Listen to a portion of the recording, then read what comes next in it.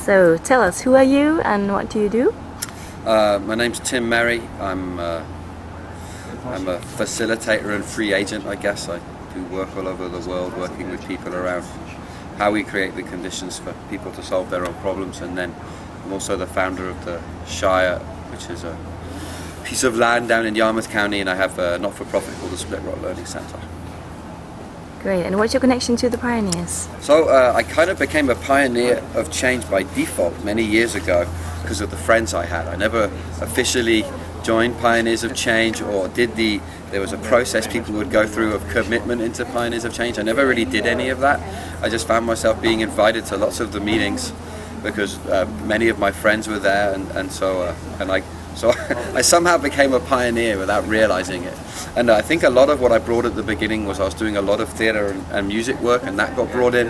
And I also founded myself supporting the cultivation unit as it shifted from the founders.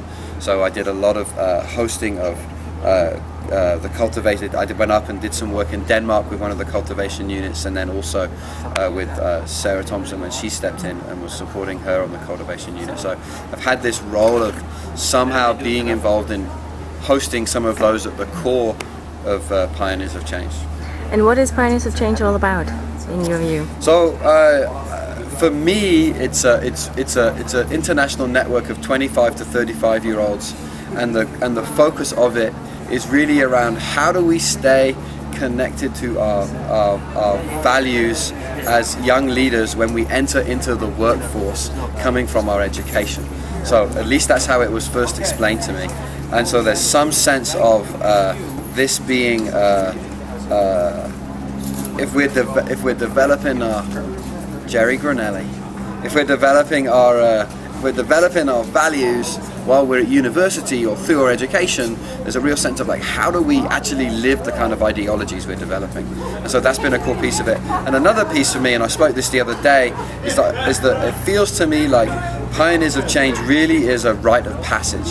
And that's what it was for me, and I think what it has been for many people of my generation, of really moving from getting in touch with ideas and visions of how we could be living and operating together differently as human beings on the planet at this particular time, to actually becoming practitioners of that. So I feel like if I had to pull an analogy, it's like it's been one of the containers that many of us have moved through, from being apprentice social change agent to being craftspeople in social change agency.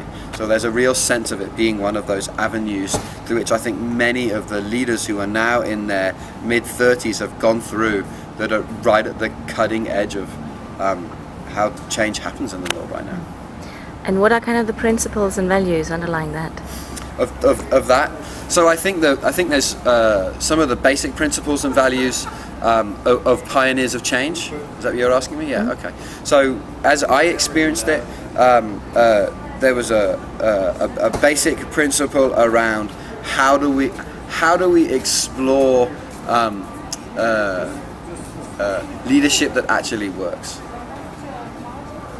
And so there was at least a sense in my generation that a huge amount of energy in the world was being invested in leaders that had no integrity, and we were done with that. And we were also being invested in the idea that there was one leader who may have the answer, whether that be within our organization, our community, within our family, yeah. And so some sense of we got to find another way of doing this, and that we're dealing with a world and a time that has such incredible complexity, such increasing speed, such information saturation, such levels of diversity that we've never seen before. The idea that one person or one small group of people can figure out the solutions in that context is it's a joke. So how do we as young people start creating the conditions for multiple perspectives to be able to come together, so we can actually begin with some seriousness to have a crack at some of the problematiques we're faced with within our communities, within our organizations, within our education systems, whatever.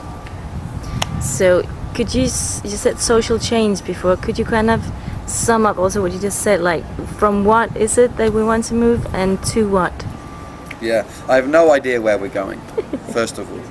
I just have a very clear sense that the dominant culture of organizing that I experience within organizations in communities, in education systems, isn't working.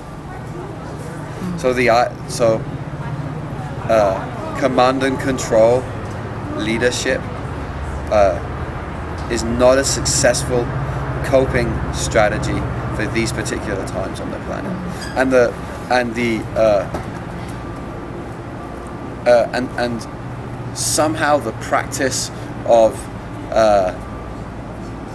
telling human beings that they are bad as a way of invigorating them into action also does not work. So an environmental movement that is built around beating each other over the head and telling us what terrible species we are and look what terrible things we've done, and that we're not good enough and we don't deserve to make it, is not a successful way of galvanizing human beings into action. It just beats us into apathy. So there's some sense of how are we actually creating the conditions for human brilliance to emerge at these times? How is everything we're doing about connecting to that which is beautiful and powerful in each of us and in our communities? And so that feels like the critical work at this time, and that's what I experienced in Pioneers of Change, was a container through which many of us were able to go through, and which we were constantly and consistently encouraged into our brilliance by each other and by the mentors that were there. So I think, maybe that's at the root of it, is that, Pioneers of Change really became a container for each of us to enter into our both personal and collective brilliance, and it still continues to be that. When you're being photographed? It's a film. No. Thank you. Any final words? Or were they the final words?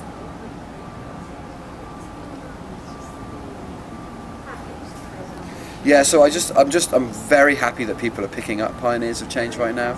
It was a big part of it was one of the core networks that supported me in my when we started Engage in the Netherlands, when I moved to the Shire. There was a network that stepped up at my back when I took great risks, when I jumped off cliffs to try new things.